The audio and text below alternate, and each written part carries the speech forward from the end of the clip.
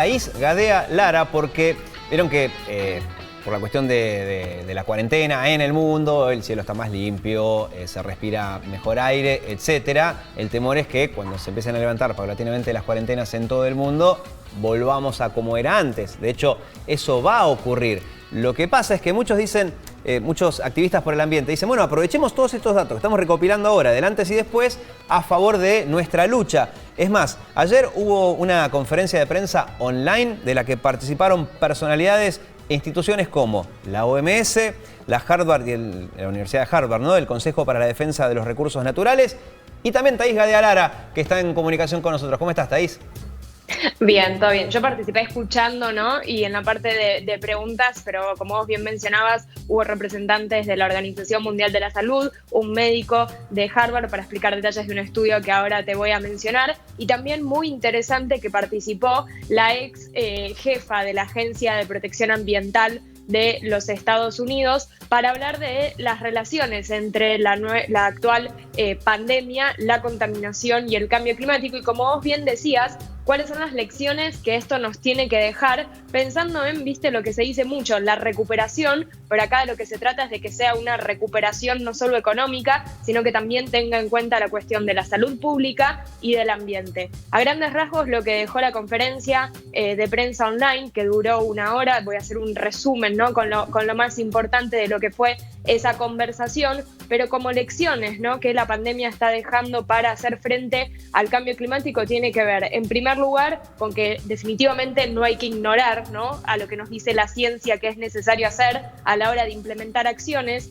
En segundo lugar, también que la salud pública tiene que estar en el centro de todas las políticas, incluso de las económicas. Veamos si no ahora, ¿no? cuáles son los efectos que se están viendo en la crisis económica que está dejando la pandemia. Y en tercer lugar, el hecho de pensar en políticas inclusivas para los sectores más vulnerables, que hoy son los más afectados, ¿no? ante la pandemia, y que también van a ser los más afectados ante el cambio climático. Está bien, esas son cuestiones que los gobiernos, calculo, bueno, no sé, espero se despierten muchos y lo tengan más en cuenta, desde, no sé, países como Estados Unidos, que son como la enorme potencia, y que esta pandemia dejó en claro que la cantidad de gente excluida está del sistema de salud, por ejemplo, que muchos dirán, bueno, en Estados Unidos tendrán todo un debate de una vez que pase esto, de qué hacemos con nuestro sistema de salud, podemos seguir trabajando de esta manera, sin hospitales públicos, pero yendo a la cuestión, por ejemplo, del ambiente, ¿no? Para el cual militás y de alguna manera militamos todos compartiendo tus creencias, ¿cómo pueden llegar a usar los datos que recopilan ahora? Ejemplo, todos vimos la imagen de los canales de Venecia con agua cristalina, los pececitos que aparecieron en el riachuelo, etcétera. Pero mi duda es, esa parte medio que la sabíamos todos, que si de golpe dejábamos de usar el combustible fósil, si apagábamos las industrias, y el cielo iba a estar más limpio. Digamos, nadie se sorprende por eso. Mi duda es, ¿cómo pueden aprovechar los datos que están recopilando ustedes ahora para que después haya más cambios? ¿Se entiende a lo que voy? Porque la primera parte no sorprende a nadie, pero quizás obvio. sí haya una vuelta de tuerca que le puedan dar. Decirle a Donald Trump, Exacto. bueno, ¿viste que las industrias contaminan?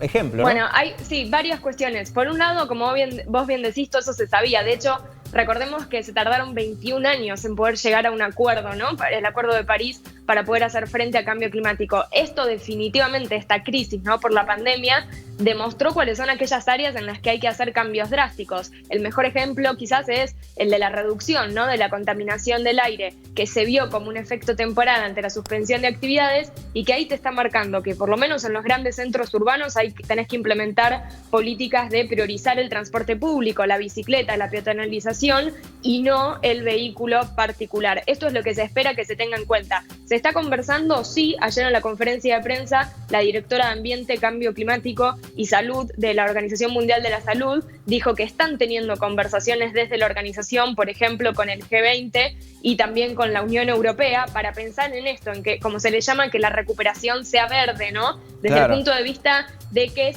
no se vuelva a lo que se estaba haciendo mal antes, sino que se tenga una visión de desarrollo sostenible. Y después el otro punto interesante que ayer se criticó mucho, vos recién mencionabas a Donald Trump, en los Estados Unidos lo que está ocurriendo ahora es que hay una flexibilización de las regulaciones ambientales. Se está favoreciendo a determinadas industrias, ¿no? En lugar de regular más, ¿no? a las industrias para que no contaminen, con la excusa, por así decirlo, con el argumento de la pandemia, algunas empresas han pedido flexibilizar estas regulaciones y eso es algo que está siendo criticado, ¿no?, por las organizaciones ambientalistas y mismo también por representantes de Naciones Unidas, porque es lo que menos se necesita. Porque acá también otro de los puntos en lo que se puso énfasis ayer es que esto no se trata de únicamente lo que haces hoy, sino cuáles son las consecuencias a largo plazo. Y si no, recordemos el estudio, ¿no?, del que hablábamos la semana pasada de la Universidad de Harvard, en donde aquellas ciudades, ¿no?, en los Estados Unidos